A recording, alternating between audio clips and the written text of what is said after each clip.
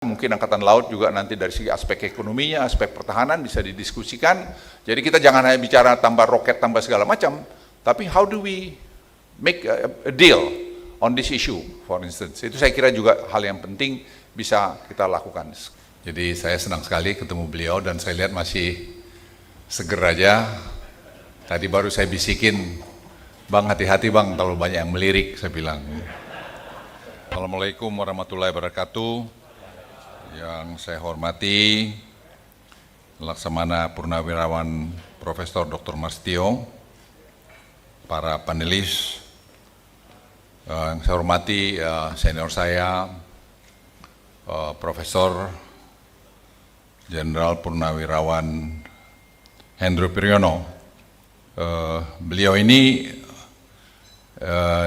di waktu kami masih muda di Kopassus adalah sebenarnya panutan di sana. Kalau menyangkut intelijen dan menyangkut operasi Sandi Yuda, sebenarnya Bang Edo ini adalah mentor kami semua. Jadi saya senang sekali ketemu beliau dan saya lihat masih seger aja. Tadi baru saya bisikin, Bang hati-hati Bang, terlalu banyak yang melirik, saya bilang. Profesor Burhanuddin dan Bapak Kasal, Pak Ali, tentu Pak Marstio sendiri sebagai yang punya acara di sini. Saya sudah disiapkan pidatonya di sini, tapi saya pikir saya bicara bebas saja karena saya kenal Pak Marstio ini dengan baik setelah kami pensiun malah. Jadi banyak bantu saya di dalam masalah laut, karena saya Angkatan Darat, ini Pak Buruh biar tahu juga, masa Angkatan Darat yang benahi laut gitu kan. Jadi terbalik-balik gitu. Jadi saya minta Pak Marstio memberikan banyak masukan ke saya. Jadi banyak hal-hal yang saya pikir yang kami kerjakan sekarang ini juga ada bagian daripada Pak Marstio. Bapak Ibu sekalian, saya Sea Power ini menurut saya bagus. Kemarin saya diskusi agak lama dengan Presiden terpilih. Ada Firman juga, saya ajak anak-anak muda selalu, Firman, ada Nando. Kita diskusi banyak sampai kepada Arctic Council. Jadi Arctic Council ini Presiden terpilih, saya lihat bagaimana joint development. Intinya ya kenapa mesti berantem. Nah, saya lihat Arctic Council ini, tadi Pak Marstio tunjukin ke saya lagi, itu anggotakan banyak negara. Nah, kita kemarin diskusi seperti Anambas, itu ada minyak di sana. Kenapa kita bisa berantem? Kalau kita bisa joint development, kenapa tidak? Tapi kita juga punya pikiran ya, jangan kau klaim-klaim lagi, biarlah tadi untuk masalah hasilnya ini kita lakukan bersama gitu. Tapi saya bilang Pak Presiden, ya lebih banyak bagian kita lah, kan lebih besar kita. Itu soal lain lah itu gitu. Jadi apa yang saya ingin sampaikan, Sea Power ini is very important. Tapi at the end we are talking about economy. Jadi ekonomi jadi ujungnya. Karena saya tidak percaya kepada penjajahan dari satu negara pada negara lain dalam era modern sekarang ini. Kita sudah lihat bagaimana Amerika masuk di Afghanistan, masuk di Irak, sekarang debt dia 35 triliun, dia punya ekonomi juga goyang. Kita jauh lebih baik. Ini Pak Burhanuddin salah satu yang senior ekonom di Indonesia, paham betul itu. Ya tinggal sekarang pemerintah ini mau dia apa gitu. Tadi kemarin saya juga bicara banyak dan saya lihat Presiden terpilih sangat paham sekarang karena dari waktu ke waktu di brief oleh para timnya. Dan kita diskusi memang source of revenue negara ini banyak, tidak efisien. Ya saya jelaskan mengenai Simbara, batu bara. Sekarang dampaknya penerimaan negara naik. Cortex betul dibuat oleh keuangan sekarang mulai transfer dia punya data-data kepada Cortex ini. Tapi kan Cortex ini harus apa yang diambil? Sampaikan Pak Presiden, itu KLHK misalnya, Itu kita belum punya data lengkap mengenai luasan kelapa sawit itu, siapa pemiliknya dan seterusnya, dan belum bicara downstreamingnya. Dan hasil audit dari BPKP kita bisa dapat berapa 274 triliun rupiah di situ. Dan saya bilang data itu tidak ada karena banyak diproteksi sehingga kita nggak bisa mengambil pajak. Gitu. Terus saya bilang Firman ini aja yang sudah 2 tahun mengerjakan Pak Presiden. Ya, kasih aja kesempatan 6 bulan, suruh dia mendatangkan semua dengan BPKP terintegrasi. Karena saya bilang 10 tahun saya jadi Menko, saya rasakan di situ susahnya. Banyak sekali peraturan-peraturan kita yang satu sama lain itu saling mengikat dan itu harus diharmonisasi dan itu harus ada keberanian. Presiden langsung bilang, "Bang, kita lakuin aja." Kita lakuin aja. Saya bilang, ya kalau Presiden kasih arahan begitu, lakukan. Ini Firman, saya bilang kasih 6 bulan dia mengkolek data, data itu nanti sumber daripada pajakan kita. Presiden Prabowo malah bilang, "Man, 3 bulan ya." Saya bilang, 3 bulan. Saya tanya Firman, "Man, bisa nggak kamu 3 bulan?" Datanya sebenarnya sudah ada. Jadi tinggal nanti saya bilang, Pak Presiden, tim dari BPKP, dari Kejaksaan, dari ya sama-sama aja ngambil datanya itu. Kita tidak ingin memusuhin siapa-siapa. Saya bilang Pak Presiden, ya diputihkan aja. Tapi after pemutihan, dia harus comply terhadap ketentuan yang berlaku. Ya, kalau tidak, ya kita sita aja.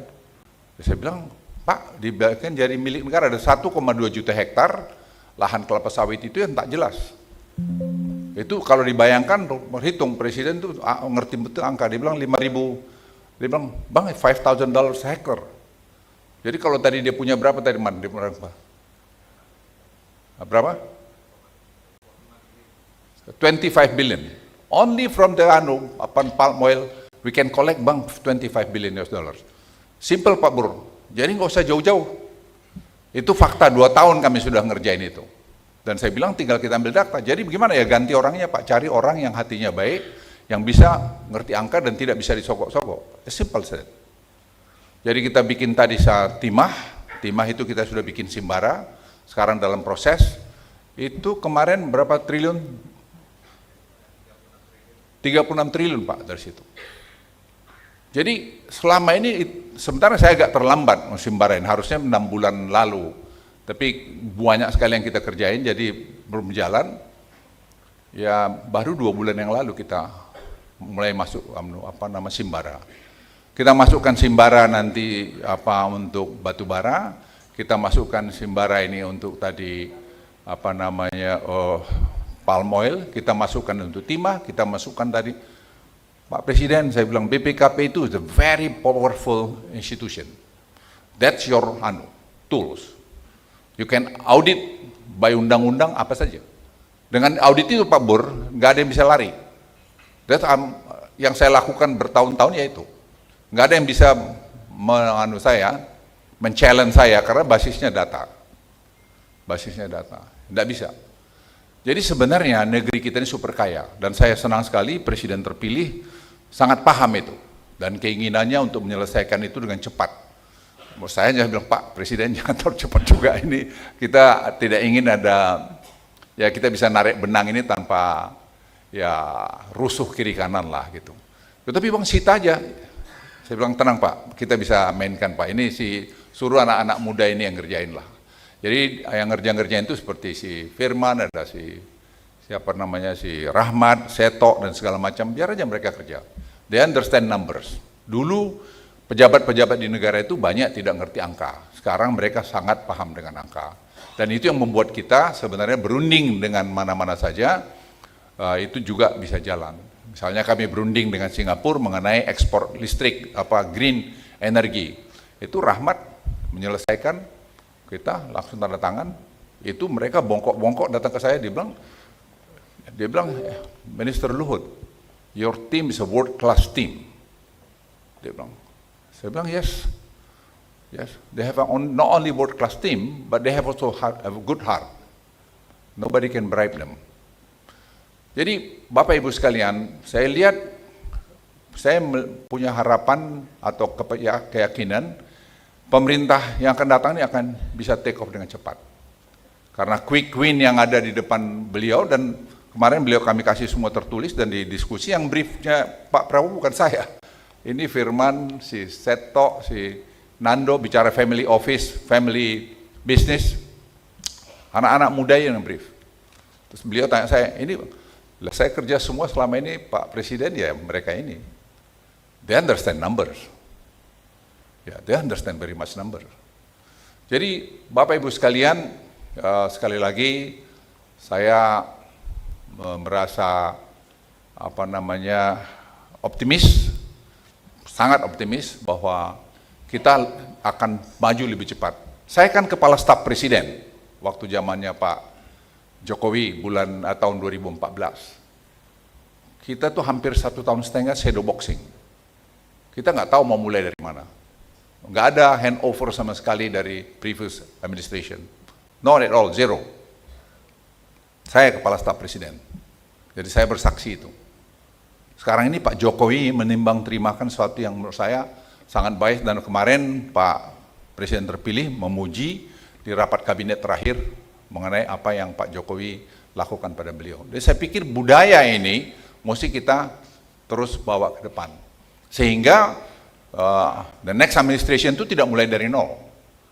Ya, tidak mulai dari nol. Dan Presiden Jokowi selalu ingat saya, Pak Luhut sama Mas Prabowo tetap komunikasi ya. Baik Pak Presiden. Gitu. Dan kita share data-data kami, kalau beliau perlu kita dipanggil, kalau ya saya yang minta waktu dan seterusnya. Dan ini saya pikir komunikasi kami dengan Prof. Burhanuddin sebagai tim transisi daripada Pak Prabowo itu berjalan dengan baik, dengan Firman, semua kita share. Tujuannya apa? Untuk kebaikan Republik. Jadi dengan begitu Pak Presiden terpilih, dia bisa cepat. Dan kemarin dia bilang, Bang aku dilantik tanggal 20, 21 aku umumkan kabinetku, aku lantik, terus sidang kabinet 23. Begitu sudah sistematiknya beliau membuat programnya. Jadi saya bilang, nanti kami siapin Pak ini semua, nanti dengan kami koordinasikan dengan timnya Bapak, ya biar semua bisa jalan. Jadi saya ingin sampaikan pada kita semua, ayo kita dukung pemerintahan yang akan datang, ya tentu tidak sempurna, banyak yang kurang, sama juga pemerintahan yang lalu tidak sempurna, tapi saya optimis karena saya punya pembanding waktu saya dulu Kepala Staf Presiden 2014 dengan sekarang ini, saya melihat bahwa I'm very optimistic bahwa the next administration itu akan bisa jalan lebih cepat, apalagi saya kira Pak Prabowo sangat cepat, ya saya kenal baik, ya kami itu anak buahnya Pak Hendro Priyono sebenarnya. Pak Hendro ini mentor kami memang. Jadi kalau kami baik ya karena dia, tapi jelek ya karena kami gitu lah. Ya jadi saya kira itu dari saya. Sekali lagi buat Pak Marstio, Prof. Marstio, terima kasih. Selamat juga bukunya, menurut saya luar biasa. Anda masih sempat menuangkan pikiran-pikiran dalam Sea Power. Dan yang saya juga dengan Pak Marstio ini sebenarnya mungkin Anda tidak tahu bahwa seluruh sekarang pelabuhan di Indonesia kita sudah connect dengan digital, sudah digitalisasi. Sehingga dengan demikian kos kami Pak Bur, waktu kami dulu masuk sama Laksamana Madya temanku ini liftingku si Jonan Lenahan, Fred Lonal, ya, dia baru nikah sih, jadi saya suka lupa dia. Ya, dia baru nikah dengan pacarnya yang lama Pak Bur, jadi pacar yang lama, jadi sudah setua istri kami juga. Jadi dibikin joke di kantor, karena kalau kami tentara suka joke-nya lucu-lucu. Dia bilang sama saya, dia bilang, Pak Luhut, itu siapa si Fred Lonal mau pengen punya anak, jadi pengen ketemu dokter yang bikin anak. Hah? Kan istrinya udah 70 tahun, saya bilang. Jadi rupanya si Lonal, Fred Lonal pengen punya anak juga. Jadi Bapak Ibu sekalian, sekali lagi selamat buat Mas Marstio. Dulu di Batam kami canangkan untuk menurunkan kos daripada operasi di laut, di pelabuhan. Kita harus bisa bersaing dengan di Singapura dan juga Tanjung Pelepah. Sekarang saya kira kita sudah 16%, dulu sampai 23%. Jadi Saya kira dalam overtime, dalam ya 4-5 tahun terakhir ini, sudah dan kami dengan Menteri Keuangan janji akan pergi ke Batam lagi untuk mengumumkan bahwa semua pelabuhan kita sekarang sudah terkoneksi dengan AI. Jadi nanti bulan September kita akan launching GovTech, Government Technology, dan semua nanti simbara-simbara ini akan masuk di GovTech. Itu saya kira akan membuat cost kita akan lebih bagus, akan menurunkan korupsi dengan cukup signifikan. Karena tidak ada lagi pertemuan-pertemuan muka dan semua harus dilakukan melalui AI saja. Jadi saya kira teknologi itu akan banyak menyelesaikan masalah. Karena pada dasarnya manusia itu suka maling juga, ya, suka nakal juga. Jadi yang menghambatnya ya pakai agama, pakai undang-undang, peraturan. Tapi itu gak cukup, ya kita bikin teknologi. Jadi dengan teknologi sekarang, ya saya tuh kurang percaya sih sebenarnya. Mungkin Bang Edo ini sama juga sama saya.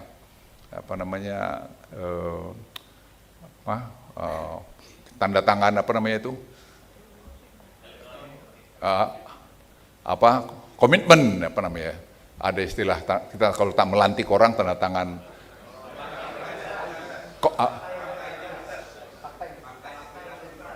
fakta integritas.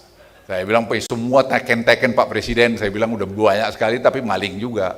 Jadi saya bilang sama Pak Jokowi, Pak, kita harus digitalkan. Itulah lahirnya e-katalog. Lahir e-katalog, makanya saya bilang OTT itu kampungan, orang-orang marah. Padahal yang bikin itu saya ajak orang KPK juga, Pahala itu. Pahala itu yang membangun itu. Dan saya bilang sama Firly waktu itu, Firly kau itu nggak tahu ada potensial di tempatmu. Itu si Pahala. Fungsi kalian itu ada ketiga itu adalah pencegahan, tapi tidak pernah kalian gunakan. Sekarang kita tuh menghemat.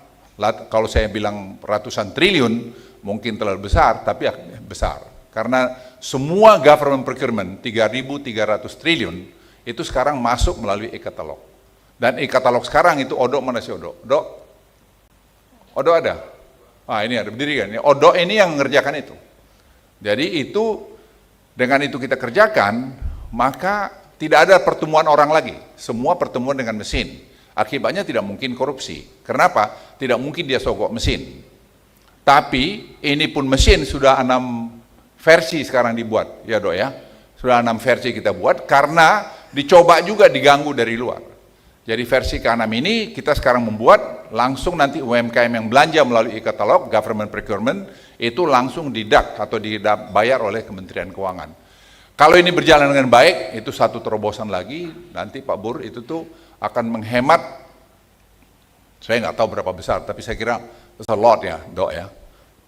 30%.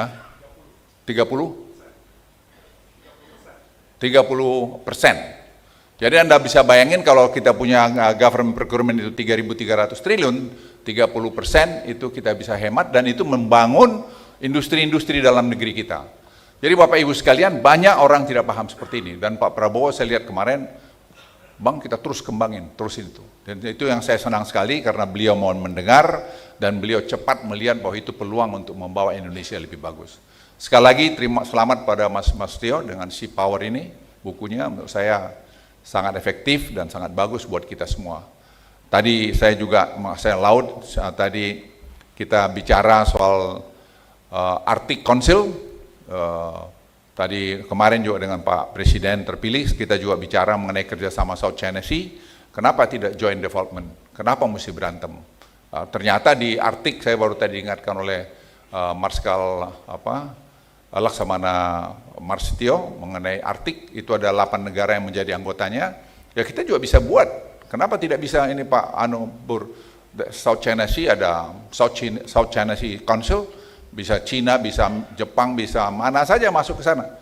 Ya kita joint development, gasnya besar di sana, ya kita tinggal sharing, kita negara yang memiliki dan sebagainya, dan kita akan minta, kamu akui bahwa ini bagian daripada Indonesia. Jadi itu saya kira bahan-bahan diskusi yang bisa dikembangkan, mungkin Angkatan Laut juga nanti dari segi aspek ekonominya, aspek pertahanan bisa didiskusikan. Jadi kita jangan hanya bicara tambah roket, tambah segala macam, tapi how do we make a deal on this issue, for instance. Itu saya kira juga hal yang penting bisa kita lakukan. Sekian, terima kasih. Wassalamualaikum warahmatullahi wabarakatuh.